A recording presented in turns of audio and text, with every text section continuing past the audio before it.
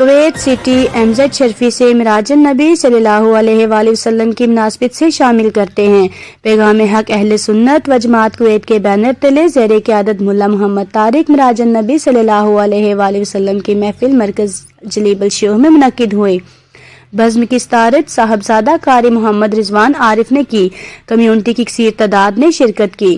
نقابت کے فرائض حاجی عبدالرؤف بھٹی نے سر انجام دیے۔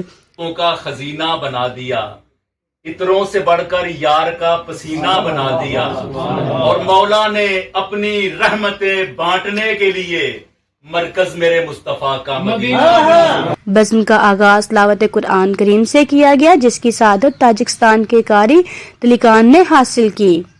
اس محفل میں نعت خوانوں کی کثیر تعداد نے شرکت کی۔ شاعر پرنس ثاقب حسنین گل اور محمد یونس آسی نے اپنا کلام سنا کر حاضرین سے بے حد داد وصول کی۔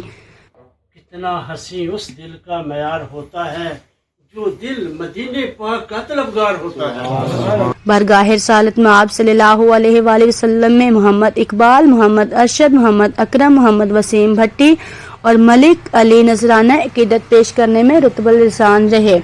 پاکستانی کمیونٹی کے ممتاز نعت خواں محمد ذوالفقار چشتی اور محمد عاقب اعجاز نے مدحت رسول اللہ صلی اللہ علیہ وآلہ وسلم میں اپنی دل نشان آواز سے ایک پرلطف سماع باندھے رکھا۔ آخر پر خطاب محمد رضوان عارف نے کیا، جس میں انہوں نے معراج النبی کے حوالے سے سید الانبیاء امام المرسلین کے سفر اسراء و معراج کی حکمتوں اور خصوصیات کو نہایت ہی مختصر وقت میں بیان۔ حکمتیں یہ تھی کہ اس بات میں کہ نماز اقصیٰ کا تھا یہ سر کس کو کہتی ہیں؟ راز کو۔ کس کو کہتی ہیں؟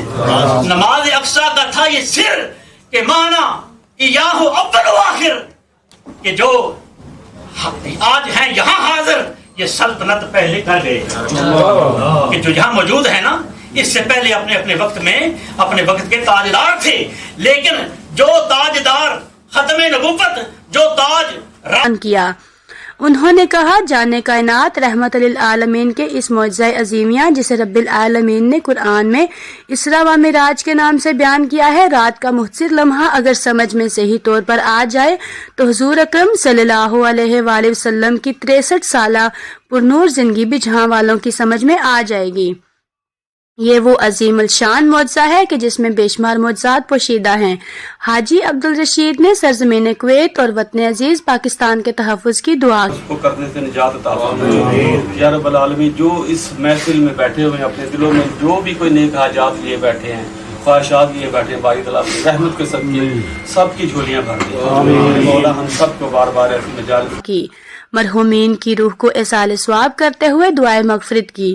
تنظیم کے صدر محمد اعجاز خان، نگران اعلیٰ ملا محمد طارق، سرپرست صاحبزادہ قاری محمد رضوان عارف نے کمیونٹی کی سرکردہ شخصیات کا محفل میں شرکت کرنے پر شکریہ ادا کیا۔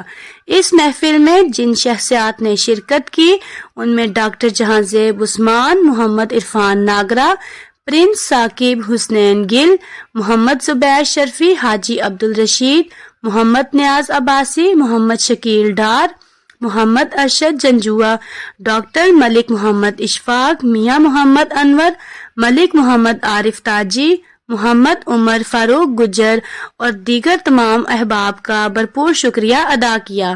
یہ روحانی محفل رات گیر تک جاری و ساری رہی۔ کیمرہ مین شریف حدیثوی کے ساتھ photographer Javed Saki, Pakistan overseas news, Kuwait.